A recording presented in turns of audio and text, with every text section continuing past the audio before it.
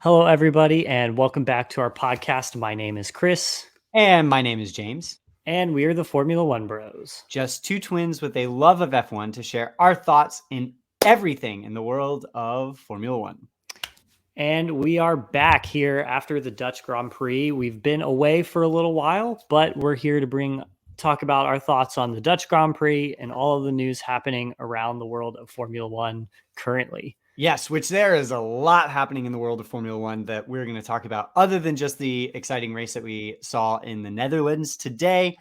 But yeah, we'll go ahead and jump right into our race takeaways for the Dutch Grand Prix. And I will start off my very first takeaway of the race. Fernando Alonso still got it.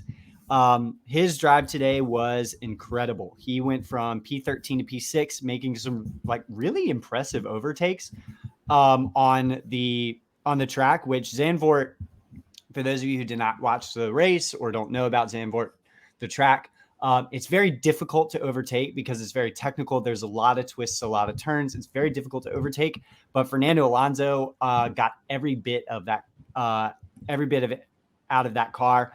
And he was making some really awesome overtakes and ended up P6. So definitely an impressive drive with a car that has been significantly off the pace. And, you know, he's still got every bit of champion in him from 2005 and 2006. So very impressive drive from Fernando. Yeah, and it's interesting that you mentioned the overtaking. I think, that's especially considering that's been such a huge focus of the new regulations. And I think we've seen races where it's worked and it's made things really exciting. And I think there are races like we saw, in Monaco and Hungary and here that, at tracks that are traditionally very hard to overtake. I think the thing that I am kind of starting to notice, and I think this race was a huge example of that, is it might be harder to overtake on tracks like that. It's always going to be hard to overtake, but the way that the drivers are able to follow was awesome today. And I think just from the get-go, like being able to follow and maintain tire temperature, not lose a lot of downforce on the front end of the car is I think that is a huge sign that, maybe these regulations are not 100% achieving what Formula One wants, but they are definitely barking up the right tree. They're on the right path. And I think it made things a little bit more exciting than I think we remember. I think last year was. I think with last year, it was just really exciting to be back in the Netherlands and how dominant Max Verstappen was at his home race. And I think it was all very impressive, but it was still a relatively boring race. And I think the old generation of cars, the gaps were never closer than a second and a half, when following. But this year, it was much closer, I think. And, we saw this battle between, it was Lando Norris, the two Alpines, battling back and forth in the midfield in this DRS train that was created at the end of the race. And they were following each other very closely. And I think that just made everything a lot more exciting. Yeah, and it was something, I can't remember if it was Ted or Martin Brundle or Crofty. One of them was talking about how they thought that, this race may have been the race that was kind of challenging the new regulations a little bit in the cars, not allowing them to overtake. But they weren't really able to overtake a whole lot, but they were, like you said, they were able to follow very, very closely, which was really, really great to see that they're still kind of doing what they're supposed to. It's easier to follow, and that definitely helped. Yeah, and even when we have races like this where it's more difficult to overtake, it's still all, but the cars are able to follow better. I think it's still all good data that the FIA are constantly collecting on how to improve the regulations even more. Absolutely. So I think that was one of my biggest takeaways, is that, F1 have definitely got it right with these regulations, and it continues to be proven. Absolutely. Another takeaway that I have, and it's kind of two in one a little bit. it's kind of, yeah, it's kind of, that's how I'll start it. But the first part of this is Mercedes are doing everything right. Not just this weekend, especially this weekend. I mean, they did kind of mess up a little bit towards the end.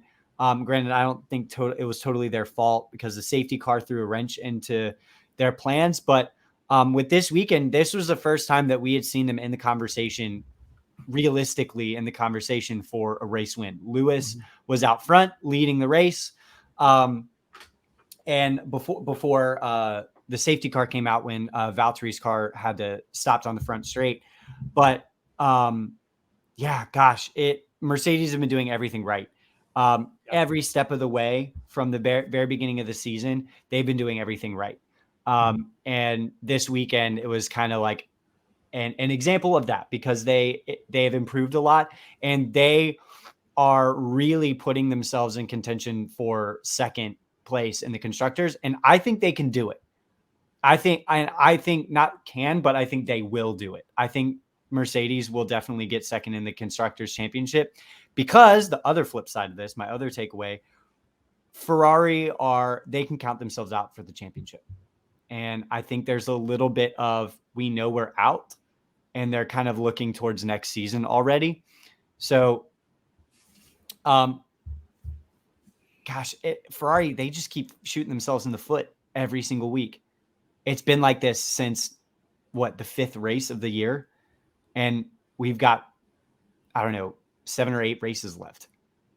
Yeah, it's frustrating, but I think they're going to handle this in the most Ferrari way ever, which is they're going to continue to say, because they have a global brand that they're looking after, but it's infuriating. And what they're going to do is they're going to continue to say, oh yeah, we're making all the right decisions, with the data that we have, we're making all the right decisions. I think they're going to continue to say that publicly, and they're not going to do anything about it mid-season. And I think they're going to handle it very quietly in the off season.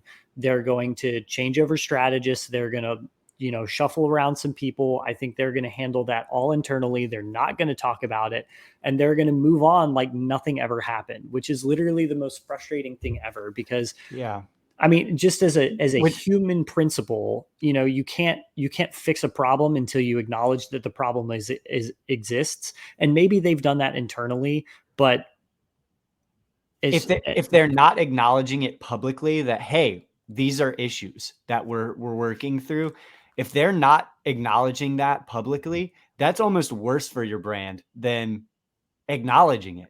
Yeah. It's like that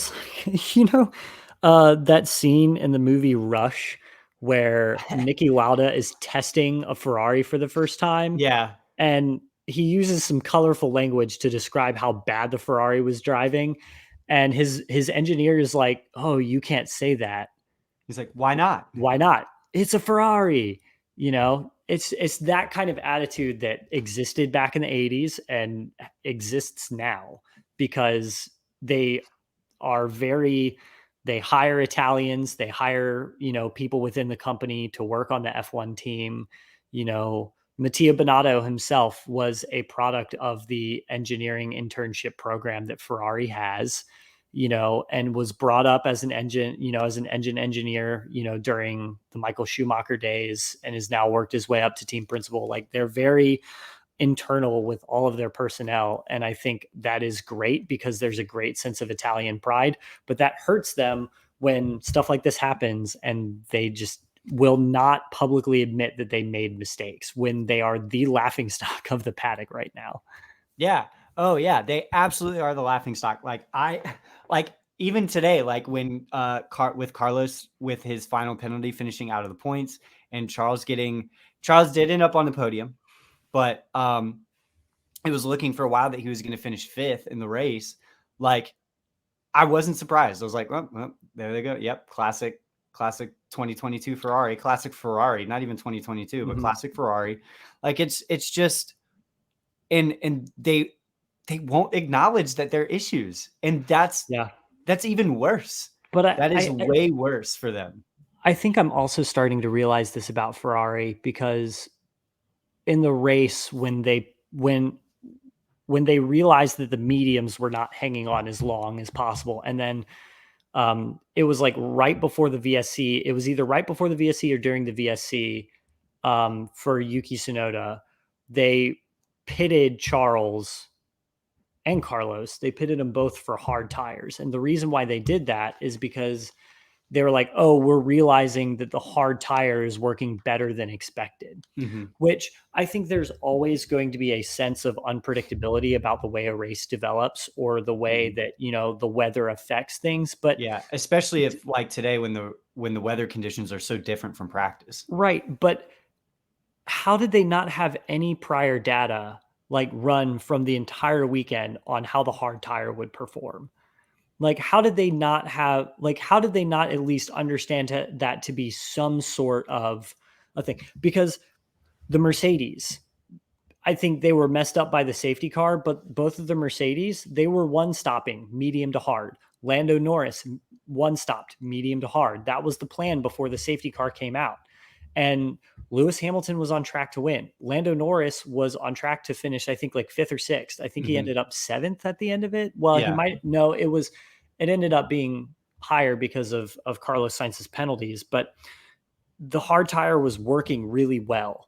And that was obviously something that Mercedes and McLaren had both made a part of their game plan. Yeah. And I understand Red Bull going a little bit aggressive because they knew that Ferrari were going to be aggressive, but how did they just be like, oh, hard tires are working better than expected? And maybe this is just me being naive and not really understanding what goes on behind the scenes, but it just kind of seems like Ferrari are always one step behind the curve a little bit. Yeah. And I think we could spend a lot of time talking about that, but we need to move on. Yeah. I think I have another thing. You were kind of mentioning Mercedes earlier, and I just think, they lose points for me based on, the fact that George had to tell them that he wanted soft tires, that he needed to ditch the mediums. Like, he knew going into it, especially after seeing, the front runners pitting, like Max and Charles pitting.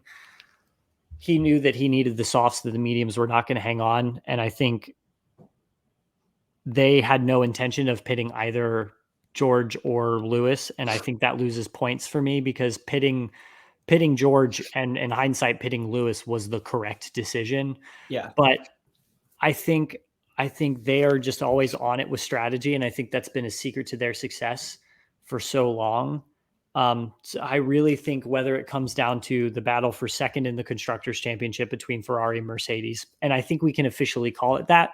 Like, I think Ferrari are focusing more on finishing second now than they are finishing first. Trying to win, yeah. And I think I would agree. Whether it's this year or, when Mercedes inevitably gets back on the pace next year, I think strategy is going to be the biggest thing. And it is leaving Ferrari completely exposed because both Mercedes and Red Bull, especially Red Bull, have just really, really, really figured out the whole strategy thing. They have it figured out. And I think at the end of the day, when we get to Abu Dhabi and the checkered flag falls, I really think that strategy is going to be the difference between Ferrari and Mercedes finishing second. Yeah. Oh, absolutely. Absolutely. Because Mercedes is not as fast as Ferrari right now, but they're outperforming Ferrari because of strategy. Yeah. Oh, I totally agree. Yep. Well, in my last takeaway that I have is I think, and this is it's kind of low hanging fruit, but I think Max is a better driver this year than he was last year. And last year he won the championship. And so it's no surprise that he is as dominant this year as he has been. Because I think after winning the championship, I think there's a massive amount of pressure off of his shoulders because he's to the world. He's like, I've done it. I won the championship. Now I think he's just like going out and just being him, having fun, which is even more scary than Max having to prove something. He's already proven it. And so I think this year he is a lot more confident and a lot better of a driver than he was last year. Yeah, and I think a little bit of that is the fact that he now has he doesn't have his back against the wall like he did last year, but I also Mhm. think having that experience of going through 2021 was a huge lesson for him and how to maintain a level head, to be calm, and I think that really brought an extra level out of Max Verstappen that we've not seen. And Mhm. I think the reason why he's being so dominant this year is truly from all of the lessons that he learned last year. Yeah. Yeah, absolutely. I just have one quick takeaway. One last takeaway is they introduced Formula One introduced something new at this race and just as a trial period. But I also think it was really good for this specific track because it's very the climate and the terrain is very sandy at Zandvoort because it's a beach town. Hmm. But they tried this fake gravel trap at the apex of certain corners, and it was to mimic the effect that happens when you go into the gravel without spreading gravel all onto the track when you have a layout like Zandvoort where there are no runoffs. It's Hmm. there are zero runoffs, and I think that was really interesting to see, and I think it achieved the proper effect without spreading gravel on the track. It could keep drivers into it without completely beaching them. And I think it made things, I don't really think it had any impact on the racing, but I'm just curious to see if Formula One, goes to this solution more than the long asphalt runoffs like they have at places like Paul Ricard or Hmm. something.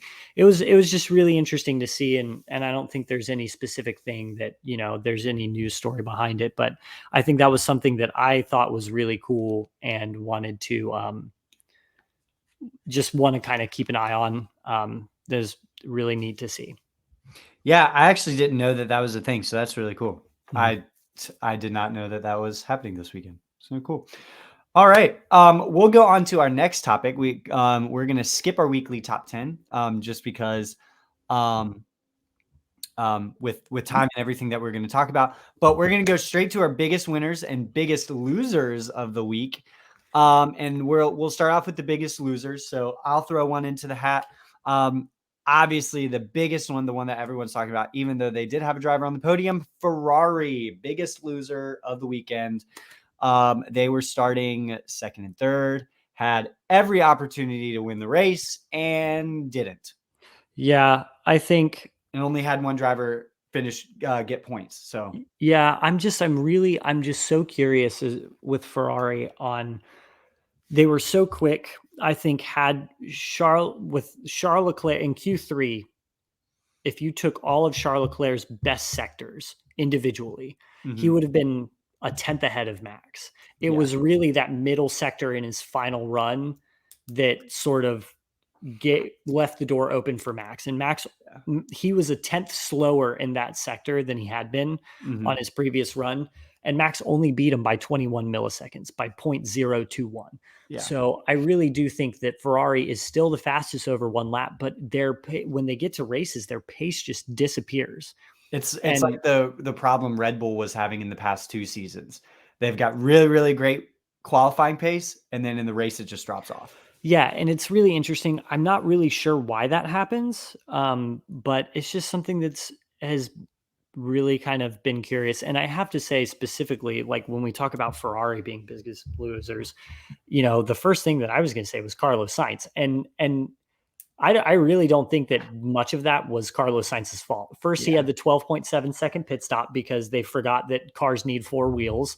Mhm. Then it was, I think this was a little bit his fault. He was going for the overtake on Esteban Ocon and ignored yellow flags and literally was overtaking Esteban Ocon into turn one, which is where Valtteri Bottas's parked car was. Mhm. So that was a slam dunk penalty. But then he had the unsafe release in the pits. Which You that know, necessarily wasn't his fault, that was his team's fault. right? Exactly. So Carlos Sainz just completely, continuously, I think at the beginning of the season, a lot of the mistakes that he made were his, but now it's just Ferrari just completely shafting their drivers. And I think Carlos, more than Charles this weekend, was on the receiving end of a lot more bad luck. I think one of my biggest losers has to be Haas, the Haas F1 team. I think that was another one I have. Kevin Magnussen had a really, really scruffy opening phase to the race with the contact in the barrier. I think that was after turn 3? I think it was either turn 3 or turn 7. He had contact with the barrier. It didn't do anything, I think it was turn 3. And it didn't do anything to his car, but that put him off, off cycle, messed up his tires, lost a lot of positions, and only managed to finish P15. And it was a really hard day at the office for Mick Schumacher, qualifying 8th, finishing 13th. I think that just goes to show that I think Haas still is one of those teams that I think maybe they're being hampered by a little bit of Ferrari performance, but I think operationally too, they have a long way to go, and they're still trying to. I truly think that they're still recovering from 2019 and 2020 with the whole rich energy thing and how bad their car ended up being in 2020, and I think they're still recovering from a lot of that. But man, just a tough day at the office for both of them. Yeah, and even though I will say, even though it was a tough day for them, and I still their performance this season so far is a huge step forward from where they were last year. So I will say, even though that they had a rough weekend and they've been having a string of rough weekends, getting both cars into Q3 was huge. Yeah, and they're having little glimpses of being spectacular, but yeah, they're definitely a big loser for the weekend. Yeah, they're really quick at certain times, and I just don't think that they've quite figured out how that happens yet. Like why they're quick in certain situations. I don't know that they've figured it out, or even more how to replicate it. So it's really interesting. I also want to talk a little bit about Aston Martin, because Lance Stroll, well, I remember after Australia, I said I had my one of my hot takes was that Lance Stroll needs to get it together or get out of F1. But he performed really well in Spa, and he had another great weekend this weekend in the Netherlands. Started 10th, finished 10th, just all in all, a really solid performance. Sebastian Vettel, yeah, he finished down in 14th, but he started 17th. Starting was like 17th or 18th, ended up 13th. I think they're definitely starting to find some pace in that Aston Martin. And I think especially with Fernando Alonso, part of me initially, I was like, why would he leave Alpine to go to Aston Martin? But I think Aston Martin is starting to find some pace. They have a lot of big projects starting to come online, a new facility next year with new wind tunnels and there's a lot of investment coming in, a huge recruiting drive. So I really think that their performance the past couple of weeks is starting to lead me to believe that maybe Fernando is actually joining that team at the very correct time, like the very right time. Yeah, I've been thinking about that. I've been thinking about that too, and I think you're right. And it's tough because Lance Stroll, he's very inconsistent, but has put in some impressive drives this season.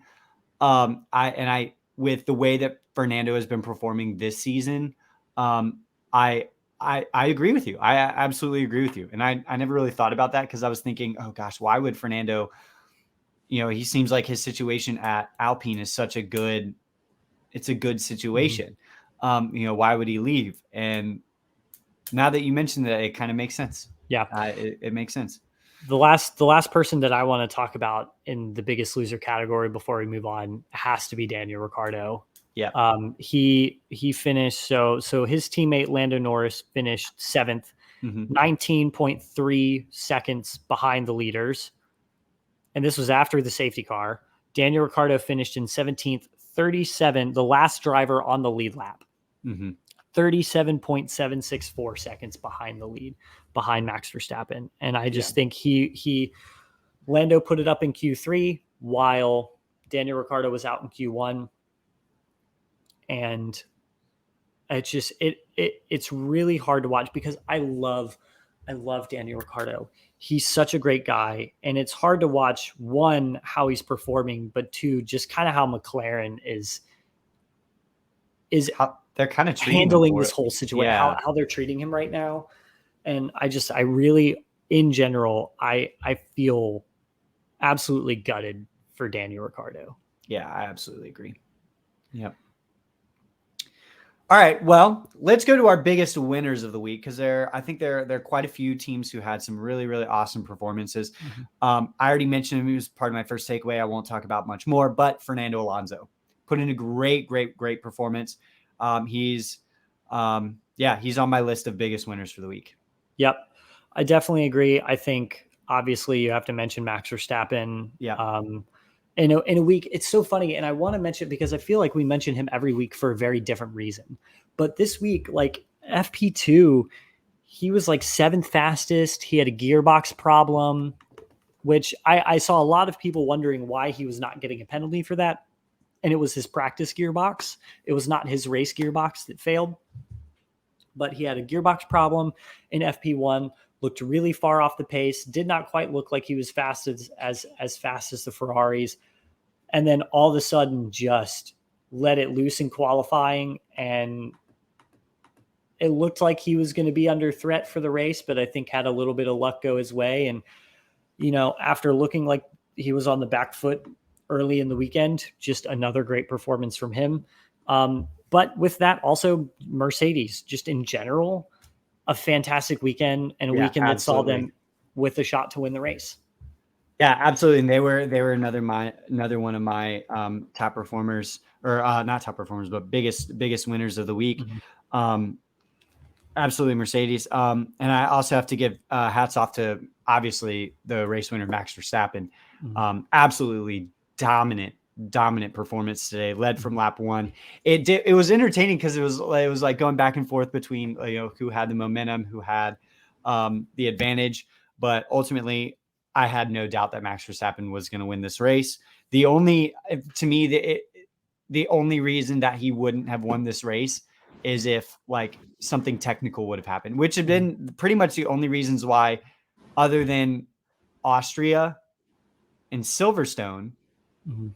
the only other races where Max hasn't won has been because of technical difficulties, technical issues. So yeah, absolute dominant performance. Yep. And I think with that, I think we're going to do something a little bit different this week where we're each going to give our top performer of the week. And mine is Fernando Alonso. I think we've talked a little bit about Fernando Alonso this episode, but I think, just a really solid performance. Started 13th, finished 6th. Those Alpines look really quick right now. They're performing really well. And Fernando Alonso, it's so funny that I think who was it? There was I can't remember who it was. I think it might have been like Damon Hill or David Coulthard, or it might have been even Martin Brundle. It was in Spa weekend, and they were talking about Fernando Alonso and how much age actually realistically affects you, like, and affects your pace. And it's not a whole lot because reflexes are not something, and raw pace is not something that, it's not like when you're playing like football, like American football, and or really any professional sport like that, like any high activity, especially something like football where it's high contact, where you get to a certain age and you just can't do it anymore. Pace in a car and, your ability to drive a car does not go off with age the way that a lot of other skills and endurance can. Yeah. So realistically, and we talk about that with like a lot of drivers that are getting older, and realistically, it's just not how it works. And from a NASCAR perspective, from an American perspective, I remember Mark Martin driving into his 60s Oh and yeah. still doing really, really well. Richard Petty, Yep. the king of NASCAR. Dale Earnhardt, up until he died, was winning races. Even Jimmy Johnson winning a seventh championship, when I think he was in his 40s. Mhm. But yeah, you're absolutely right. Yeah. And so I just think that, he is performing for what that car can give him, for what Alpine can give him. I think he's doing really well. I did want to chat about his move a little bit more to Aston Martin, and I think it's something that I hadn't mentioned yet that I just wanted to mention before we moved on, is that part of me wonders if he's just seeing, because ever since Renault came back into the sport after purchasing Lotus, Mm-hmm. ever since Renault came back into the sport, they've always just had this ceiling that was fourth or fifth in the constructors championship. They've never exceeded that ceiling.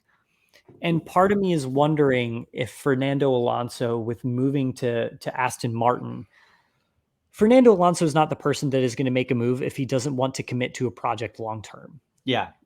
And I'm just honestly wondering if he's just looking at these two teams and is just realizing that maybe Aston Martin has a little bit higher of a ceiling than Mm-hmm. Alpine.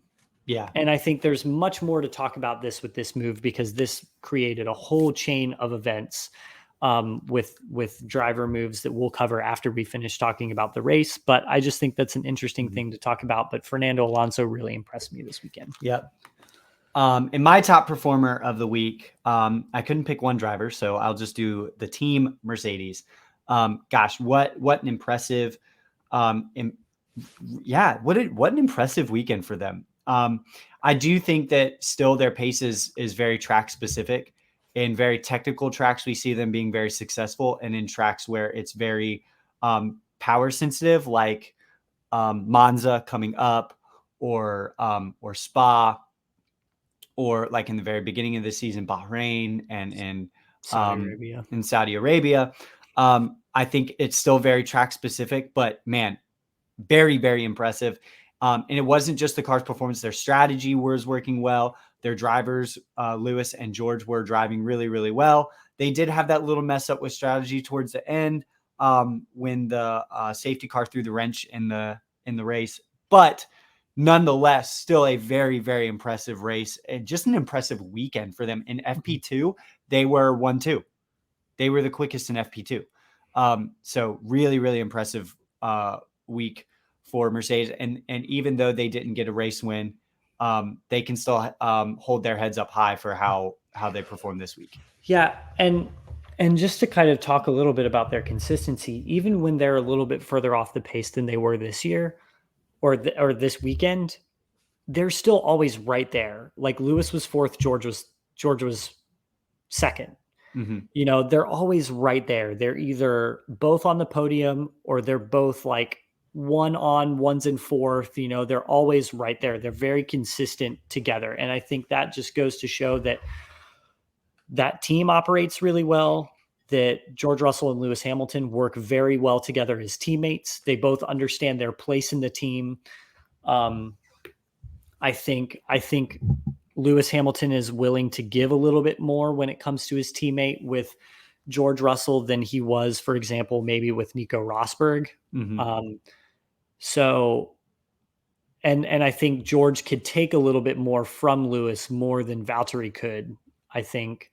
So I think they just have this really nice balance at that team right now. And that was something that everybody was worried about at the beginning of the season. Just like, are things going to stay harmonious if, with George performing really well? And yeah, I think they are. And I have no reason to see that slowing down at all.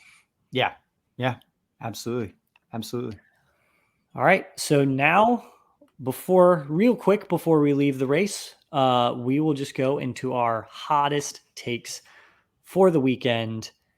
And I will let you go ahead and start. I've kind of already mentioned mine. My hot take is Mercedes is going to finish second in the championship.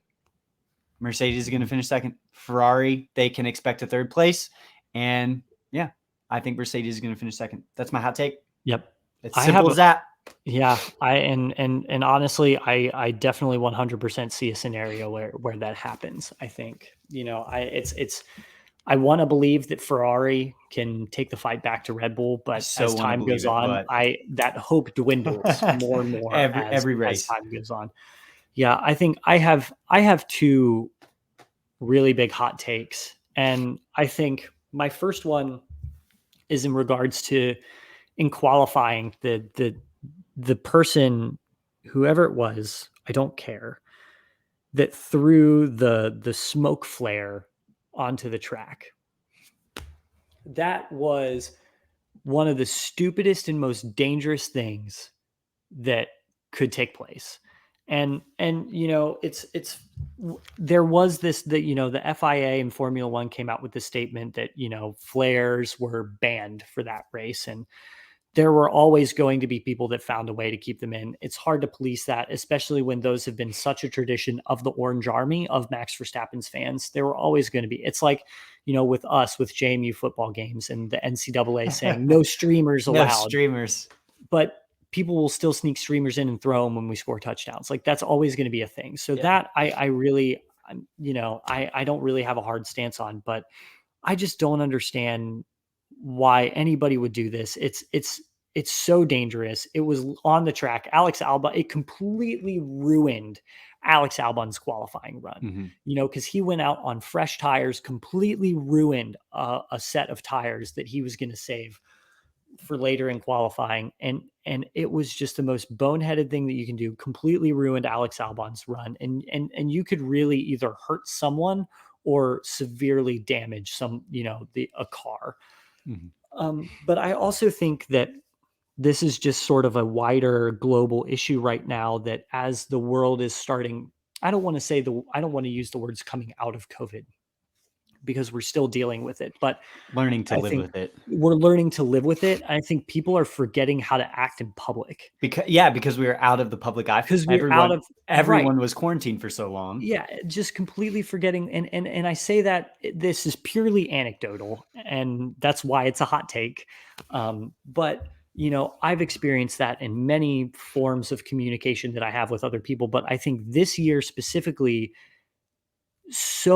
we're seeing so many more issues with fans interacting with each other at tracks than I've ever experienced. And I don't want to say that there weren't problems in the past. Obviously there were, but it just seems like it's such a problem. And again, maybe this is me just being naive that I'm actually paying attention to it this year, but people are just forgetting how to act at Grand Prix. No, I don't think you're being naive. I teach middle school for a living, so it's definitely something that's new. And I see it in in my job, and it's because, the adults, it's the adults that have forgot how to act as well. They're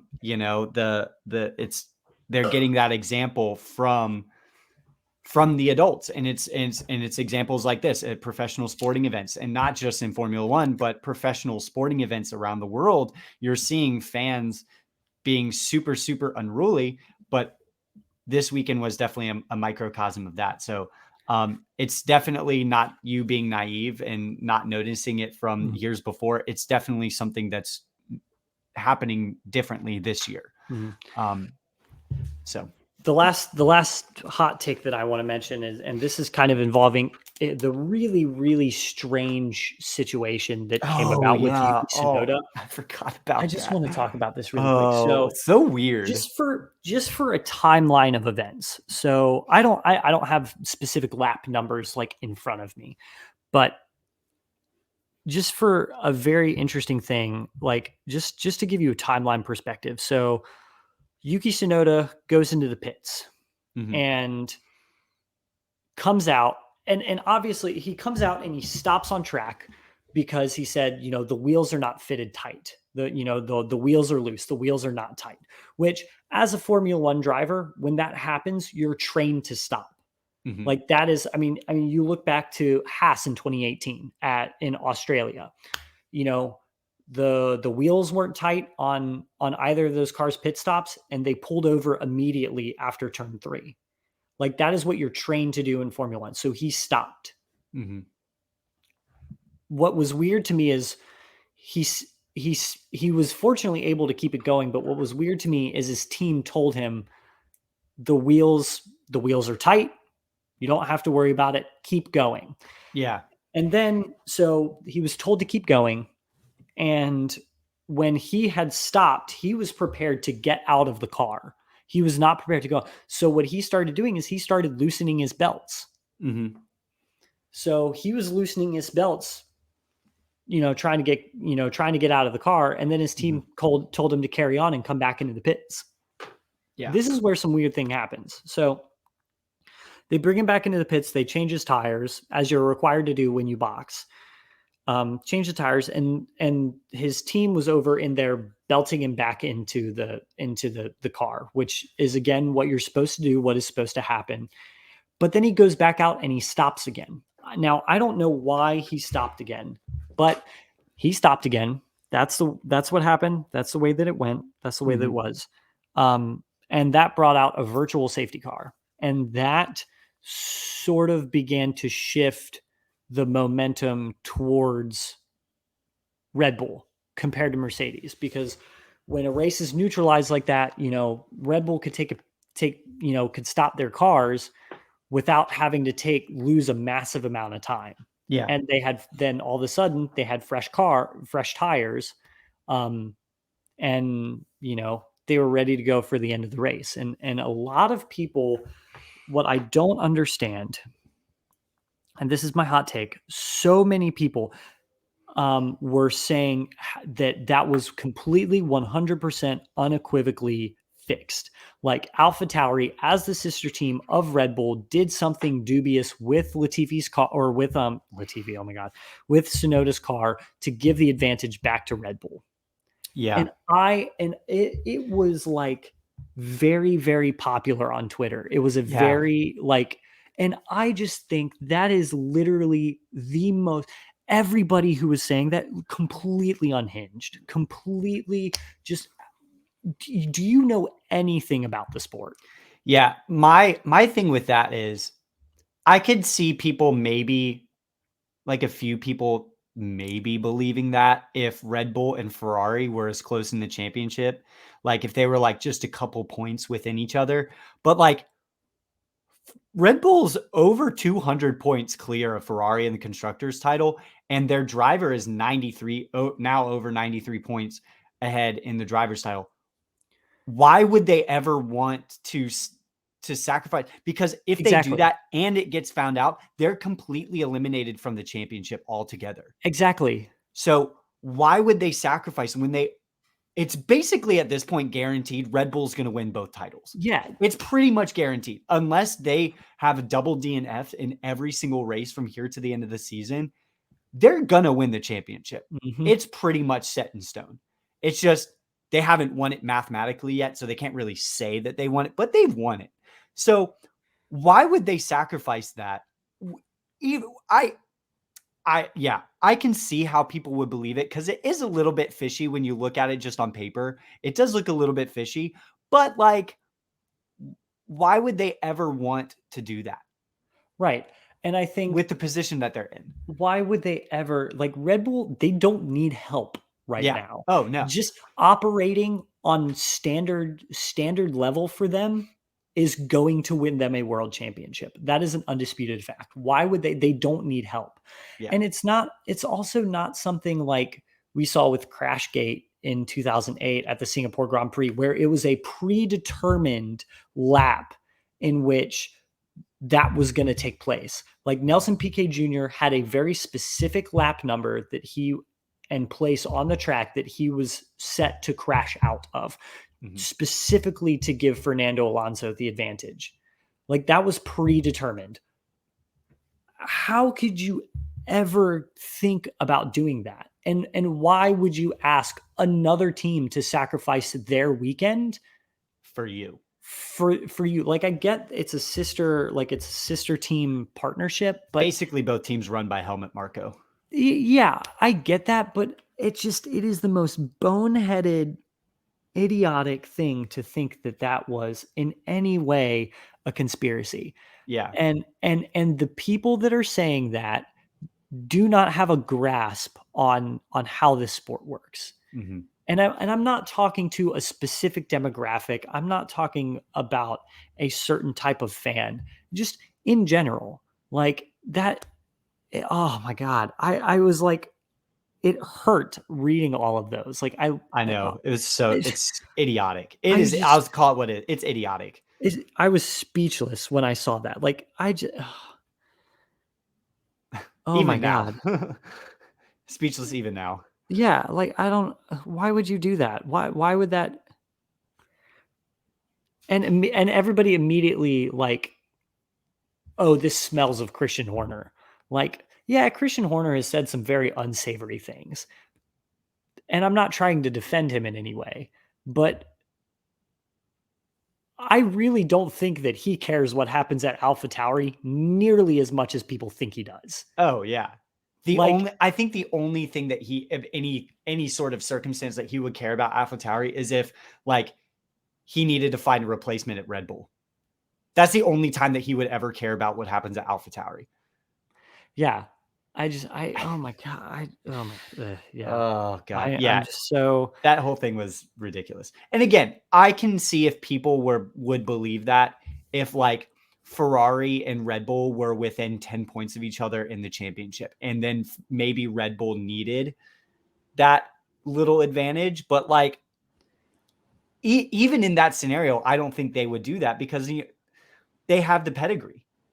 They have the pedigree to win the championship. They don't need it. So I don't even in that situation, I don't think that they would ever want to sacrifice that, because now, if it does turn out that that was the case, they're out of the championship. I don't think that they would sacrifice that. And then the other thing too that you have to keep in mind is 6 or 7 laps later, Valtteri Bottas stopped on the front stretch and brought out the actual safety car, which in theory should have given the advantage back to Mercedes. They decided not to pit Hamilton for some reason. Yeah. But that was their fault. They had a golden opportunity served up on a platter to them at Mercedes in the form of Valtteri Bottas stopping. And it's like, so you're going to call it out when it's Red Bull, but you're not going to call it out when it's Mercedes. Yeah. I really like it. It just makes zero sense. And even if the whole Valtteri Bottas thing was to get Mercedes an advantage, whatever, they didn't take advantage of it. They did with George only after George told them to put soft tires on the car. It's just the whole thing. I was just like I was really put off by that. Anyway, I could spend a whole lot of time talking about it, but we need to move on. And the same people that think that was that something fishy was actually going on are the same people that don't recognize Max Verstappen as the champion last year. Yeah. So yeah, the same people. Yep. All right, but we've got a lot of big news to cover. Yes, and in I terms think of silly season, we just need to start from the very beginning. So Fernando Alonso all of a sudden decides to go to Aston Martin, even though he's having this given where Alpine performance is at right now, he's having an incredible season right now. And just all of a sudden decides to go to Aston Martin after Sebastian Vettel announces his retirement. Yeah. And again, I mentioned that before, that he just must have seen something in Aston Martin that Alpine was not able to provide him, whatever. But then after that happens, all of a sudden Alpine announces Oscar Piastri is going to drive for them alongside Esteban Ocon. This was for the upcoming season. The fishy thing about that for me was that there was no Oscar Piastri quote. Oscar Piastri did not announce it. And actually, they announced it while it was like 2 or 3 in the morning in Australia. Yeah. Where he was like literally asleep.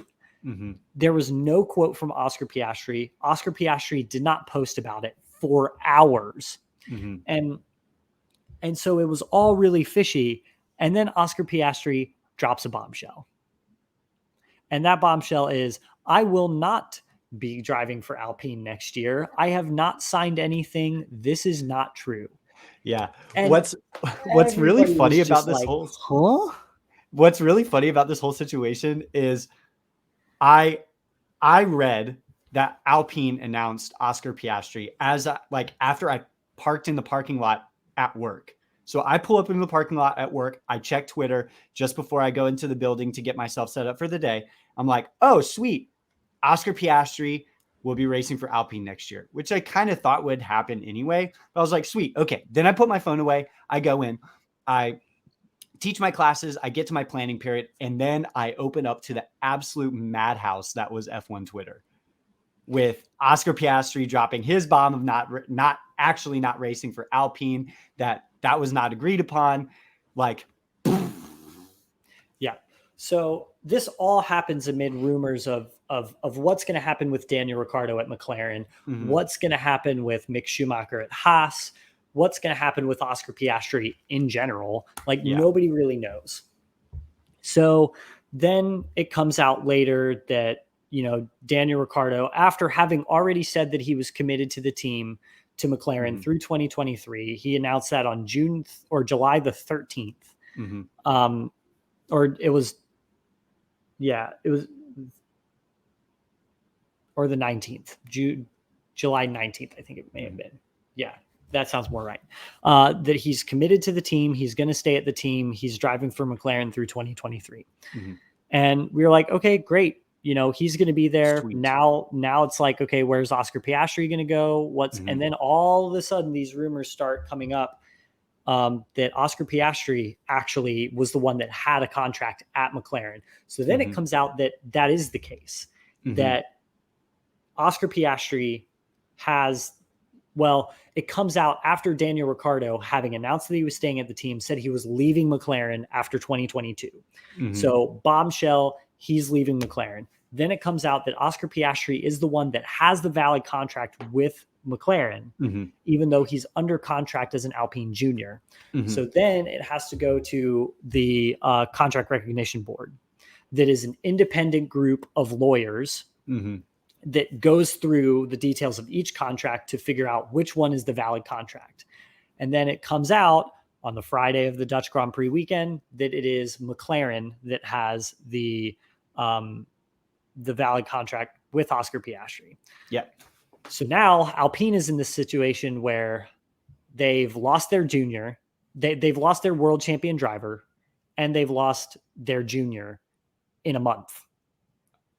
And then it comes out that the McLaren contract had been dated July 4th, 13 days before Daniel Ricciardo announced that he was staying at the team. He had no idea that Oscar Piastri had already signed that. And he found out after the fact that Oscar Piastri had already signed this contract. This is going to be a juicy Drive to Survive episode.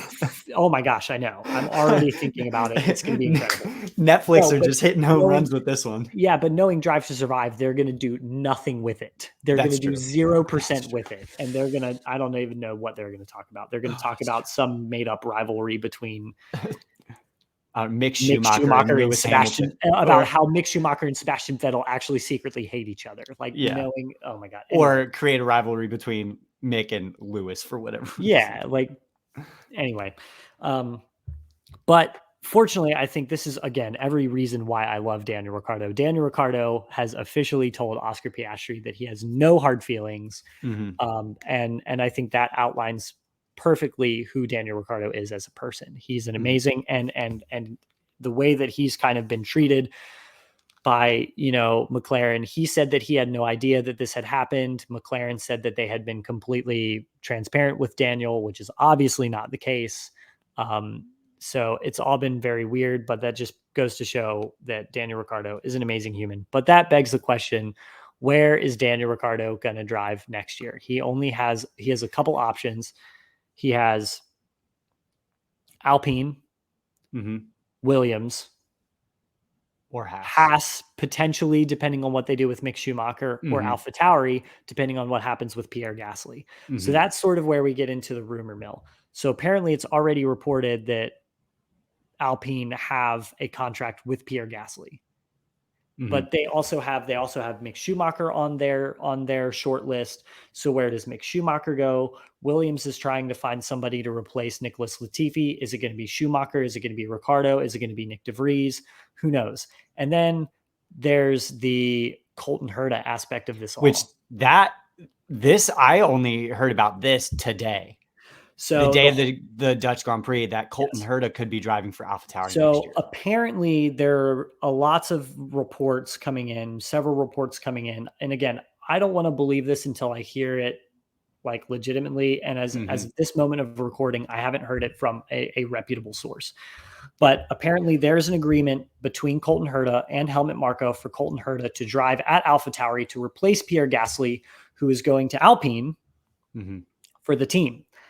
And the only problem is Colton Herta does not have enough points to gain an FIA super license. Which, for those of you who don't know who Colton Herta is, he currently drives for the IndyCar series here in America. Yes, and he drives for Andretti. He's a multiple race winner. So IndyCar, and I think this is a problem I think this whole super license thing is a problem for a couple things. I think one, it greatly undervalues IndyCar's status as a league. You get as much super license points for winning Formula One as you do for winning IndyCar as you do for getting third place in F2. Like, it is so undervalued. And even though Colton Herta is a championship contender, has several race wins, is always in the top 5, doing incredibly well. He's tested for McLaren. Yeah. Is not eligible for a super license. It is insane. So I think that is problem number one, that IndyCar is just completely undervalued in the super license system. But it's also weird if like the FIA can just like grant somebody a super license like that, like then the point system that's the FIA admitting that the point system is rigged. Yeah. It's rigged for the European racing, and it completely undervalues American racing leagues. Because when you take a look at IndyCar, I mean, look at the field. You have former Formula One drivers in Roman Grosjean and Marcus Ericsson doing really well. Marcus Ericsson fighting for a championship right now. You have drivers like Scott Dixon and Joseph Newgarden and Simon Pagenaud and Elio Castroneves, all of them like not considered to be, well, yeah, all of them. Yeah. Some of them not American, but all of them, because they were, considered to be some of the best drivers in the world, but not considered to be ready for Formula One. Just because they don't have super license points or because they're not racing in a European series. You have Alexander Rossi literally raced in Formula One for Marussia. Yeah. Like, it's just, it's insane to me. So I think that is one thing that is really interesting, but I think Colton Herta has a really good shot at getting that AlphaTauri drive. I think he will be the next Formula One driver from America. I think that is going to be a really great thing to see happen. And I think he's going to do really well. He's very quick. Oh yeah. And I think that's going to be really great. And it would be cool to see another American in Formula One again. For sure. Yeah. Yeah. So all of this rumors and speculation, who's going to go where, and it is, and we're not even done. And we've already had so much drama to the point where when I saw that, was it when Oscar Piastri had signed for McLaren, everything was official and he had signed for McLaren. At first I thought it was a joke. Oh yeah, me too. I totally thought like McLaren announcing that. I was like, this is a joke. There's no way. I was like, I need to hear it from Oscar before I believe anything. Yep. It was insane. It was so funny, but I'm glad it worked out the way that it has. And it's just so many rumors about who's going to go where. I think the thing that makes the most sense is Pierre Gasly going to Alpine. I really think that is the case. That is the best case scenario, having an all French lineup in a French team. And I think that gives Pierre Gasly an opportunity to get out of the Red Bull system. I think he, out of everybody else, needs to get out of that Red Bull system. And I think this is the perfect opportunity for him to do that. Yep. Oh, I absolutely agree. I absolutely agree. So all of that still to play out. And Yeah. it's race week again. Oh, Next week, we're going to be in Italy. Yes, we'll be in Italy. I want to find something. I saw something hilarious. That back when silly season first started, everyone had their predictions of where everyone's going to go. Marcus Ericsson tweeted something of what he thought the driver lineup would be next year, and so far he's gotten it right. Yes. Yeah, I saw that So too. far with everything that has come out, and some of them, like everyone was saying, like some of Marcus Ericsson's predictions, everyone was like, "Oh, that's an unhinged prediction." Like, what is Marcus Ericsson thinking? And some people are like, and it "Well, was is he made in like?" like May. Yeah, this was like early in the season. Some people are like, "Oh, does Marcus Ericsson know something that we don't? Because this is ridiculous." But so far, every single one of his predictions is absolutely correct. Yeah, Which it's really I funny. find hilarious. I also saw on Twitter, I saw this really interesting stat that I want to pull up. It was really cool, and it just kind of goes to highlight the disparity between between the IndyCar series and Formula One. It was really, and I want to make sure that I want to bring it up because I want to make sure I give credit to the person that I saw that tweeted this. Oh, it was so, did I not? Maybe I didn't. Anyway, I can't remember, but it was Colton Herta has more races under his belt in the IndyCar series alone than Max Verstappen has in single seaters at all. And I don't know how true that actually is because Max Verstappen obviously has